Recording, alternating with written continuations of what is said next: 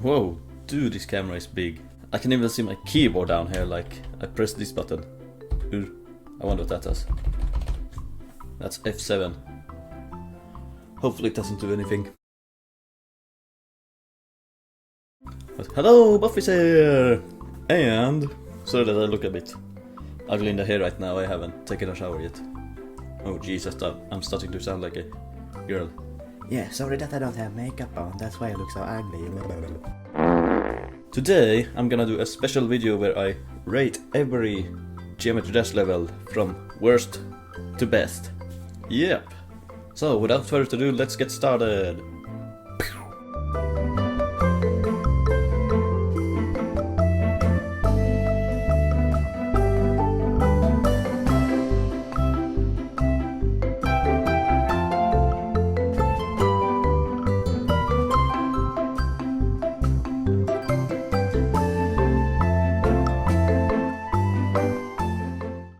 Okay, so let's start with the first level, Stereo Madness. And yeah, this is the first level, and yeah, it feels like a first level, with, you know, some simple spikes in the beginning, and then a ship part. For gameplay, I'll give it the standard 3, since it's the first level, of course. And yeah, it holds up for being the first level, and it is the base of it all. Yeah. When it comes to the song, it's an okay song. It's not the best out there, out of the Geometry Dash levels. So I'll give this one a 2. Design, yeah, this is a 1.0 level, so it's not like we have a lot of variation in the design.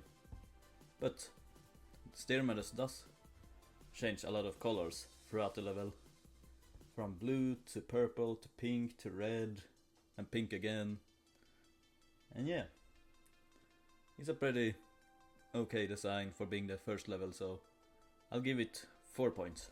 When it comes to public vote, Stereo Madness made the 3rd place in the poll that I made between Stereo Madness, Back on Track and Polargaze, so that's 1 point for Stereo Madness. Okay, so next one is Back on Track, which is the 2nd level. It's also a bit of a meme level in Geometry Dash, but that will not affect the score that much. When it comes to gameplay, I mean, it's pretty much the same. Repetitive gameplay, you know, just jump on pillars and stuff, jump over spikes, some jump pads here and there, and it does have the cool ship part with the pyramid thingy. But I'm not really a big fan of the gameplay here, it's too repetitive, so I will give you only 1 point. Now, when it comes to the song, however, I really like the song, especially the beginning of the song. Sounds really cool. So, 4 points for the song. And design, yeah, this level does not change color that much, and it's pretty repetitive throughout the level. It has the blue ship part and the blue ending, but other than that it's pretty much just pink from beginning to end, so 1 score. Now, in the poll I made between the 3 first levels, Back on Track came 2nd place, so that's 3 points for Back on Track. Now for Polargaze.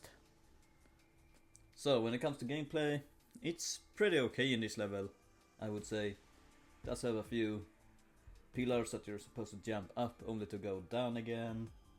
You get those new jump orbs coming in the picture. And then there's the ship part with blocks scattered all over the place, which is pretty cool. I give this one 3 points. And then we got the song with the weird or creepy spiritual or jungle theme to it. I'll give this one 3 points. When it comes to the design, I like the green colors in it and how it changes to yellow only to go to purple and blue, and then the fact that the ship part is so dark. It has a good variety of colors in the background, so I'll give this one 4 points in design. And the public vote. When it comes to the poll, between the first 3 levels, Polargaze won, so that's 5 points for public. And now, Dry Out, this is the 4th level, and fun fact, when I played Geometry Dash the first time, I played the free version of it, which back then only contained the first 4 levels. So Dryot was the final boss. And gameplay, I'll give this one 4 because it's a pretty intense gameplay. You got the upside down part, the ship part which is similar to the Polargeist part. I'll give this one 4 points. Song, it's a pretty good song, it's decent. I'll give it 3. It is a bit better though when you play it the first time. Because, you know, like I said, when I first played Geometry Dash, this was the final level, so the song really fitted the level. The sign, I'll give this one 4 points. You know, it has the red part, which then changes to green and all that. And I also like some of the design choices here with the flying objects and stuff. And as well as the Polargeist ship looking part, where it even has spikes to make it look even more creepy. On the public, however, it scored the last place, so it will only get 1 point from public. Level number 5, base after base. Oh shit, I'm starting to sound like that one YouTuber. Number 5, base after base. Okay, whatever. Alright, so gameplay. I'd say the gameplay is pretty okay. It's not the best gameplay out there, but yeah, it's decent, so 3 points. Now song, I'm gonna be honest, I don't really like this song. I'm not a big fan of it. It's a bit repetitive, and this is no offense to DJV, he has made some really good songs like Lazy Weekend, or what was that other one called? Payback, I think it was called, and then Back on Track, of course. But yeah, this song, I'm not really a big fan of it, so it will just get 1 point. And when it comes to design, I mean, I'm not a big fan of the design here either. I mean, it has some good ship parts, but the colors in the backgrounds, they feel so basic. Like, the color in the beginning is pretty much the basic color when you create a new level. So I will only give base after base 1 point.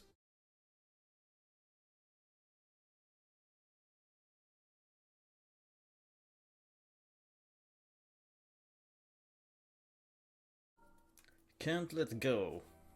So this used to be the first insane level before RubTop changed the difficulties. But as a matter of fact, I think this is the first harder level, if I remember correctly. Actually, no, I don't think it was. I think it was hard. Let's just double check that real quick.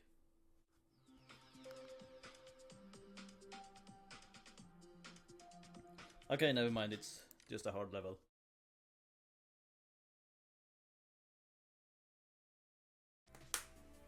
So we got that out of the way. Yeah, gameplay. It's a pretty good gameplay, you know. It's a pretty intense part, it's pretty hard as well. I mean, I think RubTop did a good job on making this level really hard, but not too hard. So, 4 points for the gameplay. Song, I really like the song. It feels like a doomsday type of song, which you would hear during an apocalyptic scenario or anything. So, 4 points for the song. Good job, GGV. Now, the design. It's a pretty nice design. It doesn't have that many colors. It has purple part, and then it's pretty much black throughout the whole level. But I think it kind of fits the level, and the fact that most of the level is pretty much hard, so yeah. And it also has a pretty good design for having the hard gameplay, so they really fit each other nice, so 3 points for the design. And in the public vote, it came second place in the poll between base after base, Can't Let Go and Jumper, so 3 points for Can't Let Go. And the next level, Jumper. So when it comes to Jumper, it has a pretty cool gameplay with the pillars at the bottom, at the top, and the ship parts are pretty cool as well with all the spikes all over the place. I gave this one 5 points in gameplay. Song, this is the first Water Flame song in the game. To be honest, it's not my favorite Water Flame song. There are a lot of way better songs than this one. So I think I'll give this one 2 points. When it comes to the design, it's pretty good as well. You know, it has the rainbow effects in it at the end. And you know, it changes variety of colors a lot. And then we get back to the gameplay, which was pretty cool with the pillars on the top and the bottom. I give this one 4 points in design. And you guys seem to like Jumper, which is why it came the first place in the poll of 5 points. Time Machine. So this was the first level to come in an update, which was 1.1. And gameplay, I'm okay with the gameplay. It's a pretty good gameplay actually. I mean, I would give it 5 points, but because it has so many damn triple spikes, I'll get rid of 1 point and it will get 4 points. Song, I really like this song with the Time Machine theme to it. Yep, it just feels like a magic song, so 5 points for a song. Now, when it comes to the design, I like it as well, with the background colors and all the decoration. And yeah, and then it has the new mirror portals, which kinda fits the Time Machine theme to it, since you're going back in the level, going back in time, yeah. But overall, 4 points for the design. And in the public, it scored equal with Cycles, so that's 3 points.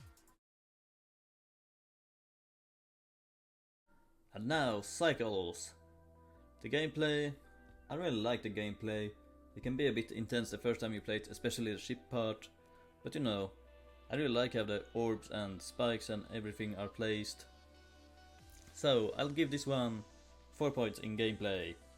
And it also introduces the new ball part, with some cool gameplay there as well. When it comes to the song, it's a pretty decent song. Not the best song out there, but not the worst. I'll give this one a decent 3 scores. Now, when it comes to the design, it has a pretty dark theme to it, which kind of fits the song as well, because it feels like a late night theme song, kinda. Yeah. So, I'll give this one 3 points in design. And when it comes to public, like I said, it came equal with Time Machine. So that's 3 points to it as well. And the next one is Xstep. This one came in 1.3 if I remember correctly. Yeah, 1.3, which was the first update to introduce a new block design. So, when it comes to gameplay, I mean, it's okay, I guess. Can be a bit confusing at some points, and then we have the ship part, which is pretty much just flying straight forward, which is a big minus, however. But other than that, the cube gameplays are pretty good and well made, so 3 points for that. Now, when it comes to the song, it has a creepy theme to it, but I feel like it's not the best song, really. I'll give it 2 points. When it comes to the design, it's pretty good as well. It has a blue theme to it and a blue background, and with those ground objects all over the place, it looks pretty cool. It's decent. I'll give it 3 points. When it came to the public poll, it came first place, going up against Theory of Everything and Clutterfuck. So yeah, that's 5 points for Xstep on the public side. And the next level is Clutterfuck. So this was the first level to introduce chainsaws and gears. Yeah, that type of design.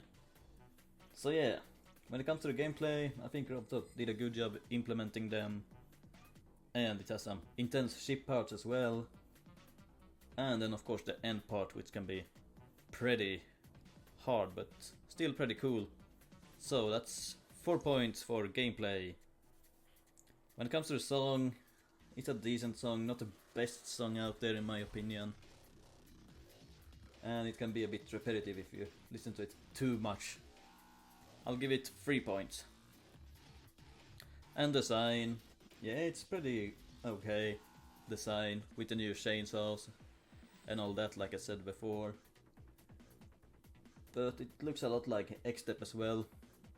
I'll give this one a decent 3. When it comes to the public, however, it came last. When it comes to the public, however, it came at the last place, so 1 point. Which is kind of funny because it is level 11. Theory of everything. This is the first level to introduce the UFO part. This is also the first level with a GG-Nate song. Yeah, it was also in this update where I started playing, even though I only played the free version during 1.5. When it comes to gameplay, I'll give this one. It has a pretty good gameplay with a UFO part where you're supposed to go up and down in different levels. And yeah, the cube gameplays are pretty good as well. I give this one 4 points. When it comes to the song, it's a pretty decent song, pretty good. It's a bit intense in the beginning. And yeah, 3 points. Design, I like the design as well, with a bunch of different blocks scattered all over the place, and the new block design with bricks. So yeah, this one will get 4 points in design. When it comes to the public, it came at second place, so 3 points.